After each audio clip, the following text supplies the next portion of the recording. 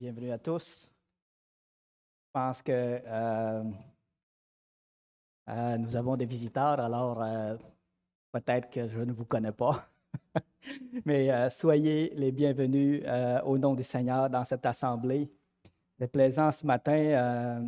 On a loué le Seigneur, tout ça, et d'entrée de jeu, notre frère nous a lu un verset là, qui dit ceci. Je louerai l'Éternel de tout mon cœur. Je raconterai toutes tes merveilles, mon ami. Ça, c'est ce que j'aimerais faire ce matin. On a loué le Seigneur par les chants, par les prières. Et depuis la dernière fois, quand j'ai amené ce message-là, Mon Dieu, mon roi, ce que j'ai tenté de faire, c'est justement raconter les merveilles de Dieu. Raconter comment il est et comment il est digne qu'on vienne à lui puis qu'on puisse l'avoir dans notre vie. Okay? C'était ça le début, le but de mon message. Mais ce matin, j'aimerais raccorder ce message-là avec ce que notre frère nous a mentionné dans l'exemple du cerf-volant. Je trouve que c'est un très bon exemple, Steve. Merci de nous avoir partagé. Si je comprends bien, là, le cerf-volant, tant et si longtemps qu'il est attaché au maître, il va voler, il peut peut-être tomber, mais le maître va le reprendre, puis va le remettre dans les airs. Puis il va rester toujours en sécurité avec le maître. Mais lorsque le cerf-volant se détache du maître, là, ça va capoter dans les airs. Et là, il va courir à sa perte, à sa ruine. Alors, c'est comme ça également dans la vie d'un être humain. Lorsqu'on n'a pas Dieu dans sa vie, on court à notre perte, on court à notre ruine, comme le cerf-volant. Alors, ce message, cette série de messages pourrait dire « Mon Dieu, mon roi ». J'aurais pu dire « Mon Dieu, dans le sens que « Mon Dieu, mon trésor ». C'est toi qui es mon Dieu. C'est toi qui es mon maître. Et puis, je suis content de t'appartenir. Tu es le trésor de ma vie. C'est dans ce sens-là que j'aimerais qu'on le prenne, le sens de toute cette série de messages. C'est que le Seigneur est précieux. Le Seigneur est précieux dans notre vie. Et si vous ne l'avez pas encore, c'est important pour vous de vous approcher du Seigneur, de confesser vos péchés, de l'inviter dans votre vie, de vous donner à lui pour être purifié, sanctifié et sauvé, pour que vous puissiez avoir une garantie de la vie éternelle et aussi avoir toutes les bénédictions que le Seigneur a pour vous. Alors, c'est important. C'est important de venir à lui. Et pour ceux qui l'ont déjà, vous bénéficiez, vous vous réjouissez de sa présence, de sa divinité, de son amour, de sa grâce, de ses bénédictions, et vous le louez comme étant le trésor de votre vie. Merci Seigneur, puis gloire à Dieu pour tout ça. Dans 2 Corinthiens, le verset 4, le chapitre 4, le verset 6, ça dit ceci. J'aimerais lire avec vous. 2 Corinthiens, chapitre 4, le verset 6. Car Dieu qui a dit, la lumière brillera au sein des ténèbres, a fait briller la lumière dans nos cœurs pour faire resplendir la connaissance de la gloire de Dieu sur la face de Christ. Alors ici, on parle de la connaissance de Dieu comme étant une lumière qui brille dans notre cœur. Et voici ce que Paul a dit, nous portons ce trésor dans des vases de terre, afin que cette grande puissance soit attribuée à Dieu et non à nous. Alors, on porte ceux qui ont le Seigneur dans leur vie, qui ont le Saint-Esprit en eux, nous portons ce trésor dans les vases de terre. Et nous nous réjouissons de ce trésor-là. Et je vous invite, ceux qui n'ont pas encore reçu le Seigneur, à accepter ce trésor-là dans leur vie également. Et c'est mon but. C'est le but de toute cette série de messages-là. Et pour cela, le Seigneur m'a donné encore de m'attarder sur divers aspects, divers attributs que le Seigneur a. En temps normal, j'ai tendance à passer vite sur les choses que je sais que les frères et sœurs savent déjà. Mais il y a un frère qui m'a dit, Cossal, puis ça, je me souviendrai toujours. Et en fait, c'est un exemple que vous pouvez venir me voir après le message, me dire, Cossal, voici quelque chose, apporte des améliorations dans ta façon de faire, quelque chose de même. Je suis ouvert. Le frère m'a dit, prends pas pour acquis que tout le monde sait. Dis-le. Alors, je me suis dit, OK, je vais m'attarder plus. La dernière fois, j'avais posé cette question, pourquoi est-ce important et merveilleux d'avoir Dieu dans sa vie? Et j'avais la liste de réponses, elle est longue, mais j'ai fourni quelques aspects, quelques exemples qu'on va regarder ensemble. Premièrement, par exemple, il est merveilleux. Parce que Dieu est merveilleux. Et ça, là, juste ce sujet-là, parce que Dieu est merveilleux, la dernière fois, on s'est attardé là-dessus. Aujourd'hui, on va s'attarder là-dessus encore. Et le prochain message concernant le sujet, on va s'attarder encore là-dessus, sur le fait que Dieu est merveilleux. Puis je pense que ce ne sera pas suffisant. Mais je vais quand même m'arrêter là, puis passer à d'autres aspects, m'attarder dans d'autres détails, parce qu'il y a d'autres choses aussi, d'autres aspects qu'on va parler, c'est qu'il est le seul vrai Dieu. Hein? Il est le seul vrai Dieu, puis ça serait bon, comme à un moment donné, qu'on voit ensemble, c'est quoi l'importance de connaître puis d'appartenir au seul vrai Dieu. Pas à n'importe quel Dieu, mais au seul vrai Dieu. La parole de Dieu nous l'enseigne.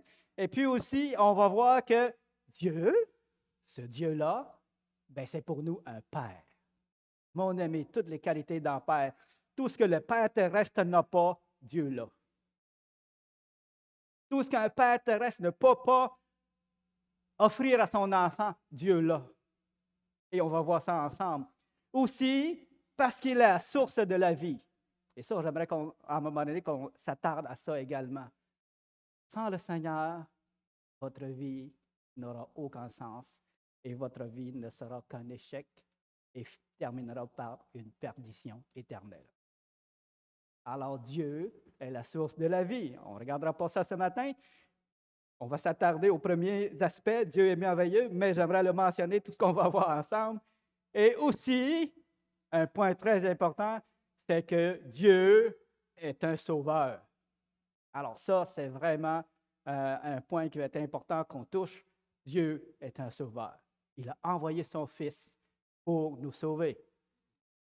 L'importance pour nous de regarder cet aspect-là et de comprendre. Et aussi, Dieu est un ami. On regardera ça ensemble. La dernière fois, on a touché à l'aspect que Dieu est merveilleux et en quoi il est merveilleux, on a dit, on a vu que premièrement, eh bien, de toute évidence, parce qu'il est le Créateur de toutes choses et le Créateur de toutes les merveilles que nous avons dans ce monde, dans le ciel et sur la terre, et même dans la mer. C'est lui qui a créé toutes choses. Il est le Dieu des merveilles. On a vu le récit de la création et vraiment, juste cet aspect-là, juste le fait qu'il est le Créateur de toutes choses, il mérite déjà qu'on vienne à lui, qu'on se plie les genoux devant lui, puis qu'on se donne à lui, puis qu'on l'invite à venir dans notre vie. Que c'est un point déjà très important qui justifie que toute la terre se donne à lui. Juste ça. Ce matin, j'aimerais qu'on voit d'autres aspects. Premièrement, on va voir que Dieu est omnipotent, que Dieu est omniprésent, que Dieu est omniscient. On va voir ces trois aspects-là, ces trois attributs-là, et on va voir que juste ça, là, encore, s'il y avait juste ça, Dieu est déjà digne qu'on se donne à lui. OK? Juste ça, ça le place au-dessus de toute autre chose qui le rend unique et c'est déjà une bonne raison pour nous de venir à lui. On va le voir en détail pourquoi. Prions avant de continuer. Grand Dieu Tout-Puissant, Seigneur éternel, à toi soit la gloire, l'honneur, la puissance, le règne et l'autorité pour les siècles des siècles, Seigneur. Ce matin, que ta gloire soit élevée au-dessus de tous les cieux, sur la terre et dans nos vies, Seigneur Dieu. Que toutes les églises te louent et t'adorent parce que tu es grand, tu es digne de louange et d'adoration, Seigneur. Et mon âme le reconnaît bien parce que tu t'es révélé à moi et tu t'es révélé à chacun de nous ici présents, à tous ceux qui t'appartiennent déjà et qui connaissent ton saint nom, Seigneur. Merci, puisses-tu bénir ce message et bénir nos cœurs et nos pensées. Puisse ta parole, ton enseignement toucher les cœurs, surtout ceux qui ne te connaissent pas encore, afin qu'ils viennent à toi et qu'ils soient secourus par toi. C'est notre désir, Seigneur. Nous t'en prions. Amen. Alors, on va commencer par cet attribut en disant que Dieu est omnipotent. Omnipotent, ça veut dire qu'il peut toutes choses. Et je suis convaincu que même si vous ne croyez pas au Seigneur présentement, vous avez déjà entendu parler de cet aspect-là, de cet attribut-là. J'aimerais qu'on puisse voir ensemble où c'est écrit dans la Bible, ça, que Dieu est omnipotent, puis que Dieu est omniprésent, puis qu'il est omniscient. Où c'est écrit ça? Pourquoi qu'on se base pour dire ça? Ça serait le fun qu'on regarde ça ensemble. Vous savez, on a lu la dernière fois le récit de la création. Juste ce récit-là, ça nous révèle déjà qu'il peut toutes choses. Par sa parole, il a créé le ciel et la terre, tout ce qui est son et tout ce qu'il contient, toutes les créatures, la poussière de la terre, l'eau, les nuages, tout ça, c'est lui qui les a créés. Et dans la parole de Dieu, on voit aussi beaucoup d'autres miracles qui nous montrent que le Seigneur est tout-puissant et qu'il peut toutes choses.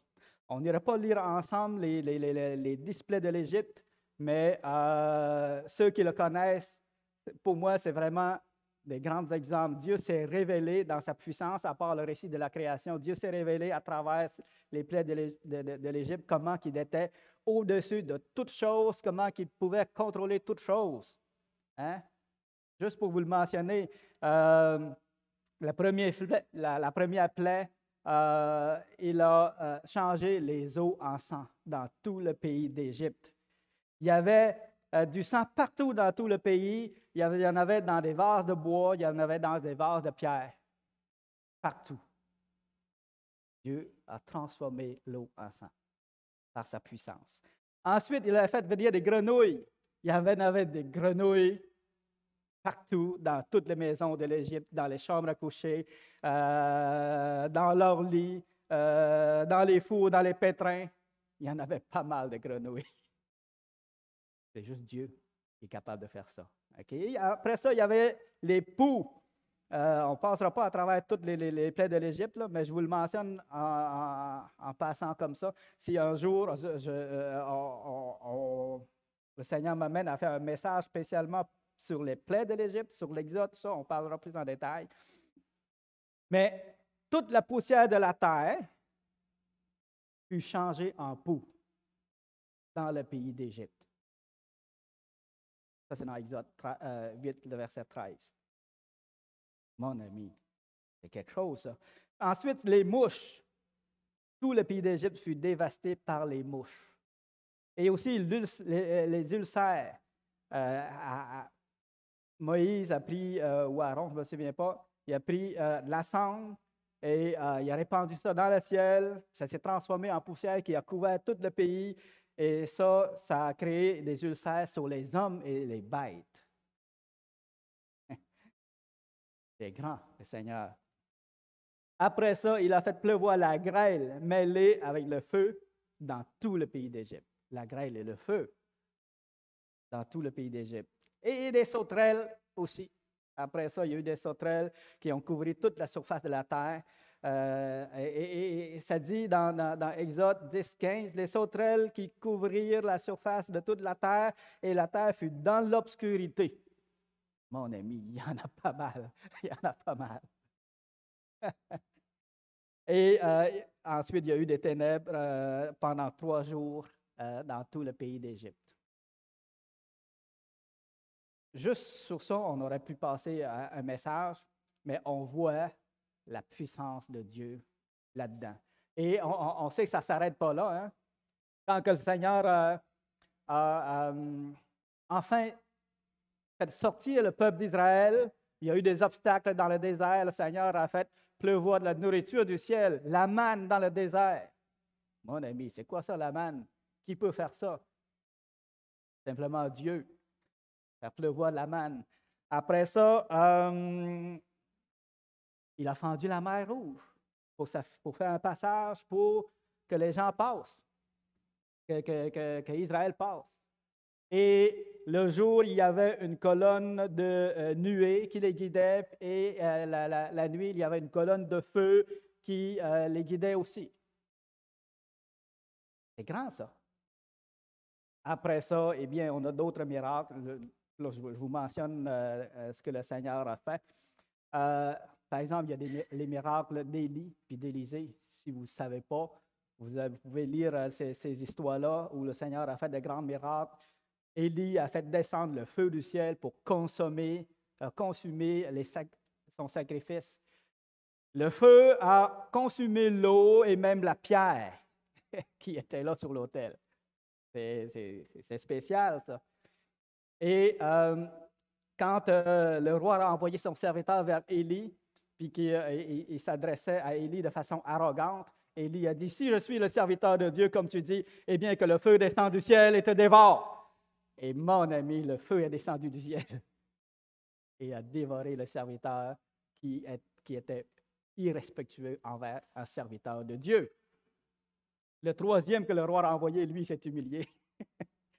Et il a demandé gentiment à Élie, « Je t'en prie, épargne ton serviteur, viens. » Élie a accepté.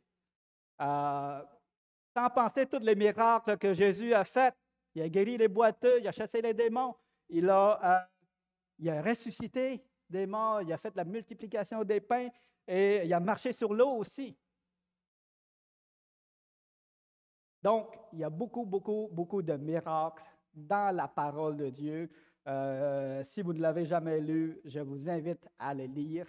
Moi, personnellement, quand j'ai commencé à venir au Seigneur, oui, la parole de Dieu concernant la vie éternelle m'a touché, et c'est par ça que c'est ça qui m'a attiré à lui. Mais ce qui m'a fasciné aussi de la part de Dieu, c'est qu'il peut toutes choses, qu'il est omnipotent et qu'il peut toutes choses. Et tous les miracles qu'il y a dans la Bible, ça m'a attiré aussi.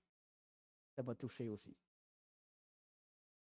Dans Luc, le chapitre 1, le verset 36 et 37, ça dit ceci. Vous pouvez le tourner avec moi.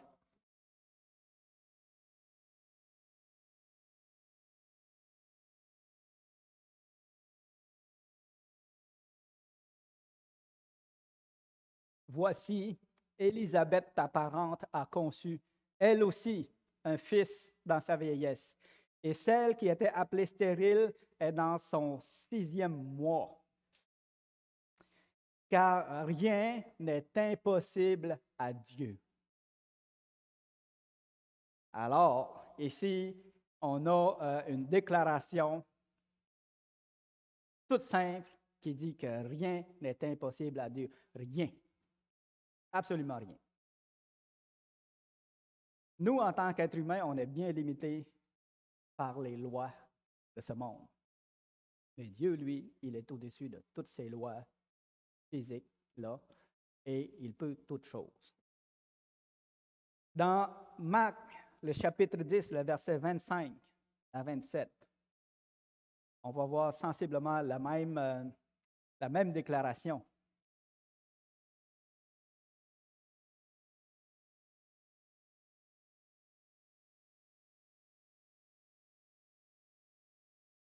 Il est plus facile à un chameau de passer par le trou d'une aiguille qu'à un riche d'entrer dans le royaume de Dieu.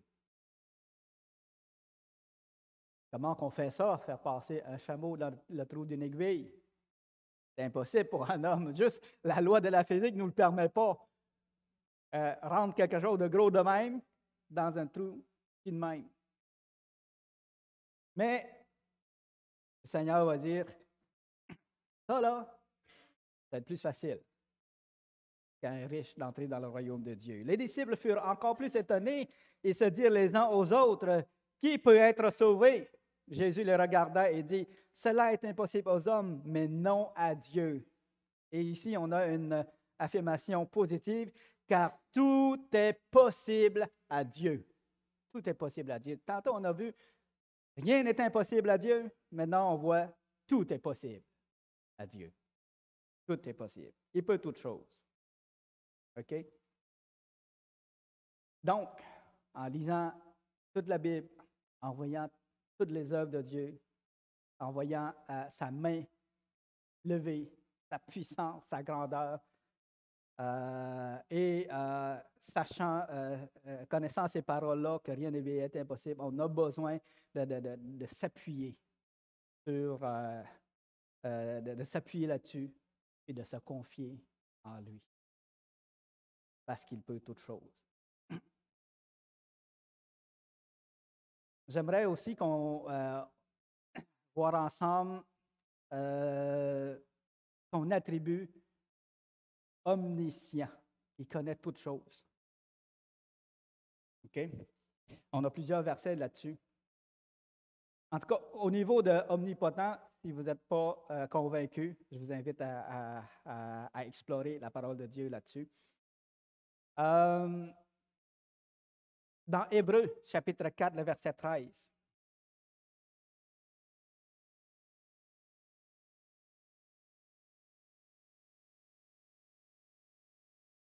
Il n'y a personne comme lui sur la terre et dans le ciel. Ça dit, nulle créature n'est cachée devant lui, mais tout est à nu et découvert aux yeux de celui à qui nous devons rendre compte. Nulle créature n'est cachée devant lui. Toutes les créatures sont devant sa face. Il les connaît tous. Il les connaît tous. Puis combien qu'il y en a sur la terre? Il y en a pas mal. Juste les humains, là, il y en a des milliards. On est rendu quoi? 7, 8 milliards? 8 milliards de personnes. Puis, moi, j'en connais quelques-uns. Mais Dieu, lui, il les connaît tous. Il les connaît tous. Puis, même plus que ça, on va lire le psaume 139. Il les connaît même avant qu'ils soient nés. C'est fort, ça. Il y a juste Dieu qui est comme ça. Et dans la parole de Dieu, ça dit aussi que le Seigneur connaît tous les oiseaux, là, il n'en tombe pas un sans sa volonté. Il les connaît. Alors, c'est vraiment une science qui est vraiment au-dessus de notre portée. Il est vraiment spécial. Dans Apocalypse, chapitre 2, le verset 23, ça dit ceci. Là, tantôt, on a parlé des créatures, on a parlé de la création. Là, maintenant, On va parler de ce qui est dans le cœur de l'homme. Le Seigneur les connaît également. Toutes les églises connaîtront que je suis celui qui sonde les reins et les cœurs, et je vous rendrai à chacun selon ses œuvres. Le Seigneur connaît aussi les pensées de nos cœurs. Puis ça, il y en a tellement, là, juste moi, j'ai plein de pensées, j'ai plein de désirs. Le Seigneur les connaît toutes. Il y en a combien d'humains? On a vu tantôt, des milliards. Le Seigneur les connaît toutes. Impensable. Impensable. Y a-t-il un être qui est comme ça? Quelqu'un qui a cette capacité-là, quelqu'un qui a cet attribut-là? Non. Seulement Dieu. Dans Proverbe 24, le verset 12.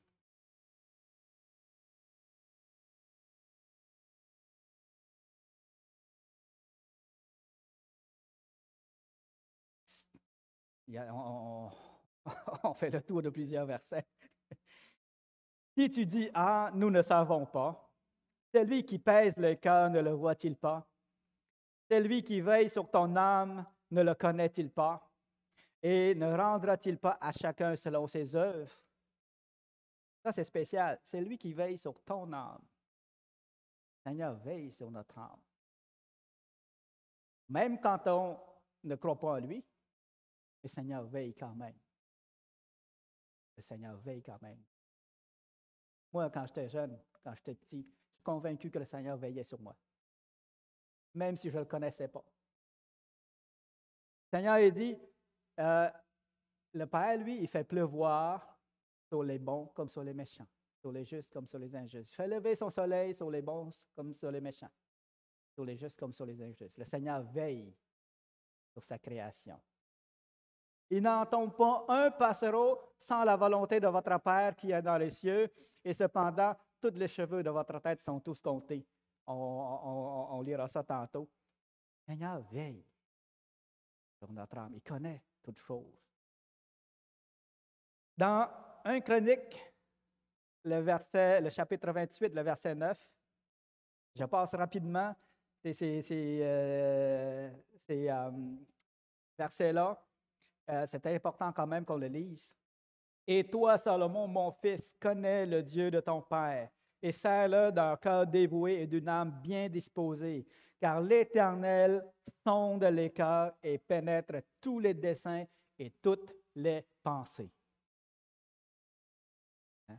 Encore une fois, il connaît, il sonde tous les cœurs, pénètre tous les desseins et toutes les pensées.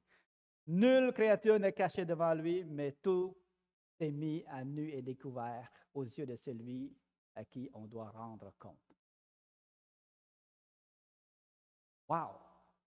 On ne peut pas se cacher de Dieu. Il connaît tout. Et enfin, on va s'attarder ensemble un peu plus dans Psaume 139, le verset 4 à 12.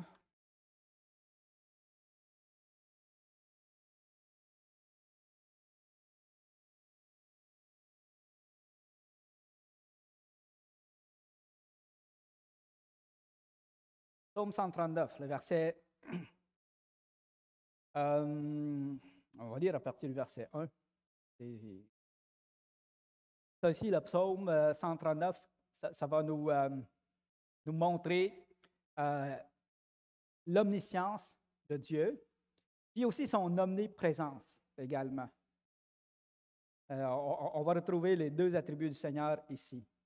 Alors, Éternel, tu me sondes, tu me connais. Tu sais quand je m'assis et quand je me lève. Tu pénètres de loin ma pensée. Tu sais quand je marche et quand je me couche. Et tu pénètres toutes mes voies. Hein? Y a-t-il quelqu'un qui pense que le Seigneur l'a oublié?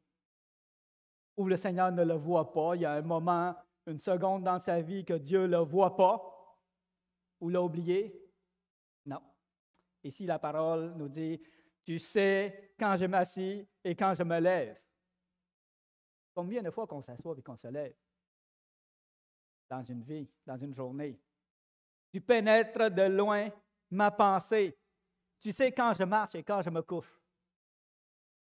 Il est toujours là. Il voit toutes choses. Et en plus, il connaît aussi l'avenir. Car la parole n'est pas sur ma langue que déjà, ô Éternel, tu la connais entièrement, parce qu'il connaît notre cœur, en fait. Et là, ici, on va voir qu'il est omniprésent également. Tu m'entoures par derrière et par devant. Tu mets ta main sur moi. Une science aussi merveilleuse est au-dessus de ma portée. Elle est trop élevée pour que je puisse la saisir. Où irai-je, Seigneur, loin de ton esprit? Où fuirai-je loin de ta face? Si je monte aux cieux, tu y es. Si je me couche au séjour des morts, tu y vois là. Même la mort ne peut nous dérober de la présence de Dieu ou de la face de Dieu. Je ne sais pas, j'essaie de vous montrer comment que c'est grand, comment que c'est sublime cet attribut de Dieu-là, le fait qu'il connaît tant de choses, puis que rien ne lui est caché. Où irai-je loin de ton esprit? Où fuirai-je loin de ta face?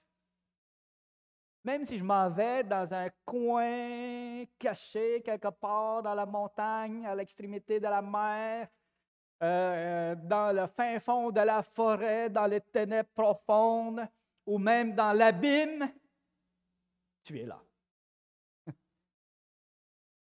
Personne ne peut se cacher de Dieu.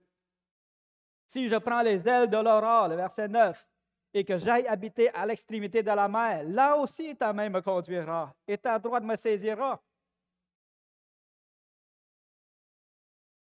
Si je dis, au moins les ténèbres me couvriront, au moins les ténèbres vont me cacher de ta face, vont me dérober à tes yeux. Non. La nuit devient lumière autour de moi. Même les ténèbres ne sont pas obscures pour toi. La nuit brille comme le jour et les ténèbres comme la lumière. Alors, les yeux de Dieu sont partout. Et il n'a pas besoin de lumière comme nous pour voir. Nous autres, nos yeux sont faits pour voir dans le jour avec la lumière, mais pas lui. Après ça, le verset 13, c'est toi qui as formé mes reins, qui m'as tissé dans le sein de ma mère. Je te loue de ce que je suis une créature si merveilleuse. Tes œuvres sont admirables et mon âme le reconnaît bien. Mon corps n'était point caché devant toi lorsque j'ai été fait dans un lieu secret, tissé dans les profondeurs de la terre. Voyez-vous? Mon corps n'était point caché. Quand je n'étais qu'une masse informe, tes yeux me voyaient. Non seulement tes yeux me voyaient, sur ton livre étaient inscrits tous les jours qui m'étaient destinés avant même qu'aucun d'eux n'existât. Wow! Je ne sais pas si vous êtes émerveillés par cette science aussi merveilleuse, aussi infinie, aussi grande. Moi, je suis émerveillé. Je suis émerveillé par ça. Puis, pendant que je préparais ce message-là, quand je prépare un message, je demande, j'entre souvent dans ma chambre pour prier, pour demander, Seigneur, conduis-moi, mets ta parole dans mon cœur et conduis-moi sur ce que je dois dire, et ainsi de suite. Mais cette fois-là, à chaque fois que je me mettais à genoux pour prier pour ça, je m'apprêtais à demander ça, comme d'habitude, mais tout d'un coup, mon cœur s'est mis à louer Dieu, tout simplement, à l'élever et à l'adorer, parce que ces attributs-là, ces aspects-là, c'est tellement grand à mes yeux et ça suscite en moi la louange et l'adoration. et à chaque fois, je le louais. Je le louais pendant le temps que je prenais, que je préparais ce message-là. Parce qu'il est grand. Parce qu'il est grand. Il peut tout. Il connaît tout. Et il est omniprésent. N'est-ce pas merveilleux? Ce n'est pas n'importe qui. On ne parle pas de n'importe qui, là. Moi, je ne vous invite pas à venir auprès d'un homme qui essaie d'être bon, qui essaie d'être meilleur, qui essaie de vous, de vous aider au meilleur de ce qu'il peut faire. Je vous invite à venir auprès d'un Dieu tout-puissant qui peut toutes choses, qui connaît toutes choses et qui vous accompagnera partout où est-ce que vous allez. Amen. Puis ça, là, mon ami, ça vaut la peine. Il n'y en a pas aucun être comme lui. Juste ces attributs-là, c'est suffisant pour vous de venir en sa présence, de vous donner à lui. Ne passez pas à côté de cette occasion-là. Ne passez pas à côté d'un être aussi merveilleux. OK? Je vous invite fortement. Je vous invite fortement. Donc, parce qu'il peut tout, qu'il sait tout et qu'il voit tout, nous sommes exhortés à venir à lui. Et en tant que chrétiens, nous sommes exhortés à nous réjouir de cela et à nous confier en lui entièrement. Entièrement. Parce qu'il peut tout, parce qu'il connaît tout, parce qu'il est partout avec nous. Nous sommes exhortés à nous confier à lui entièrement. Peu importe ce qui arrive dans notre vie, peu importe les épreuves que nous avons dans notre vie, peu importe de tout ce que les autres peuvent dire ou penser, nous sommes exhortés à nous confier en lui pleinement. Parce qu'il peut toutes choses, il connaît toutes choses. Si vous êtes jugé faussement pour quelque chose, Dieu le sait. Si vous subissez une injustice quelconque, Dieu le sait. Si vous souffrez dans votre cœur, dans la solitude, si vous pensez que vous êtes mal compris, Dieu le sait. Et Dieu vous comprend. Si vous avez un désir ou un besoin inassouvi, la soif de votre âme crie jour et nuit pour quelque chose. Personne ne le sait. Dieu le sait. Voyez-vous?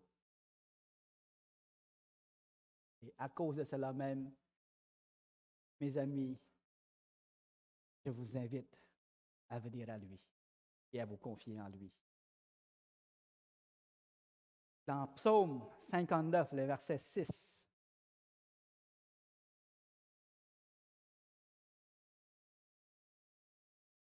ça dit ceci.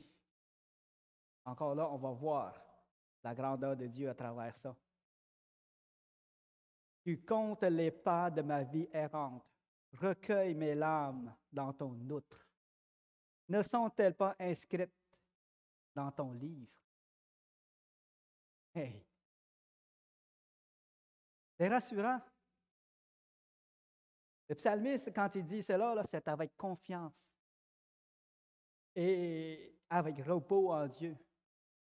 Il se confie en lui. Il sait que le Seigneur compte les pas de sa vie errante. Il n'y a aucun pas qu'il fait qui ne soit inconnu de Dieu, ou fait à l'insu de Dieu, où Dieu a perdu contrôle. Tu comptes les pas de ma vie errante. Recueille mes larmes dans ton outre. Le Seigneur ignore-t-il les larmes que vous versez? Aucune larme n'est oubliée. Aucune larme n'est versée à son insu. Il le sait. Personne ne le sait. Lui, il le sait. Dans le secret, Lorsque vous souffrez puis vous versez des larmes, tant que personne ne voit, Dieu le voit. Et il connaît votre cœur. Ne sont-elles pas tous inscrits dans son livre? Le Seigneur prend en note en plus. Ça veut dire qu'il ne les oubliera pas. Il ne les oubliera pas.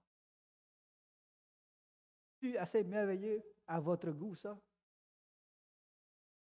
Qui sur la terre va vous comprendre comme lui vous comprend? Qui sur la terre va vous accompagner comme lui vous accompagne? Personne. Dans Matthieu 10, le verset 28,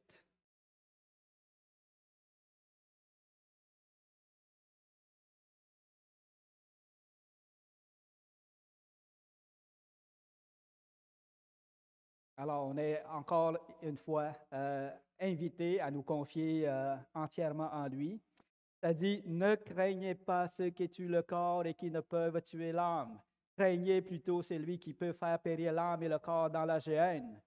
Et là, c'est lorsqu'on a dit tantôt, ne vantons pas 2 passereaux pour 1 sou. Ça veut dire que ça ne vaut pas cher.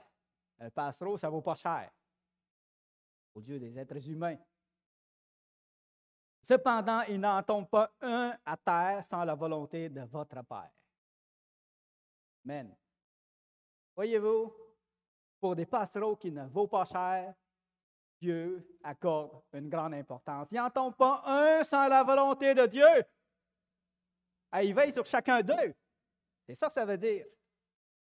C'est ça que ça veut dire. Et là, le Seigneur va dire, vous là, vous êtes encore plus précieux que beaucoup de passereaux qui n'en tombent pas un à terre sans la volonté de votre Père. Vous, là, vous êtes encore beaucoup plus précieux que ça. Même les cheveux de votre tête sont tous comptés. Ne craignez donc point, car vous valez beaucoup plus. Vous valez plus que beaucoup de passereaux. Comme ça que c'est écrit. Alors, on a quelqu'un ici, un Dieu tout-puissant, sur qui on peut compter, à qui qu'on peut se donner entièrement et qu'on peut entièrement faire confiance. Chrétiens, enfants de Dieu, confions-nous en lui. De tout notre cœur, entièrement, entièrement, pour tout ce que nous vivons, tout ce que nous endurons. Confions-nous entièrement en lui. Vous savez tout ça, mais peut-être qu'on ne se confie pas assez en lui. Pourtant, avec tout ce qu'on vient d'entendre, le fait qu'il peut tout, qu'il connaît tout, on peut entièrement se confier. Vous dites, je me confie déjà en lui, peut-être pas assez. Confiez-vous encore en lui et entièrement en lui. C'est mon exhortation. Et si vous n'avez pas encore Dieu dans votre vie, bien, venez à lui. Venez à lui pour qu'il vous sauve. Amen. Alors, c'est mon désir, c'est ma prière. Seigneur, grand Dieu Tout-Puissant, merci pour ta parole. Merci pour qui tu es, Seigneur. On a vu ce matin 3 grands attributs de ta personne dans lesquels nous pouvons nous confier entièrement, Seigneur. Tu es le Dieu Tout-Puissant. Tu es le Seigneur qui règne sur toutes choses. Et merci, Seigneur, de t'être révélé à nous, de t'être révélé à travers ta parole, Seigneur. Puisse nos cœurs se tourner entièrement à toi, Seigneur Dieu. Et nous confier entièrement à toi. Alors, bénis ta parole et bénis aussi les pensées de nos cœurs, qu'on puisse vraiment nous réjouir dans ta présence, Seigneur Dieu. Nous réjouir de qui tu es, Seigneur. Merci. Amen.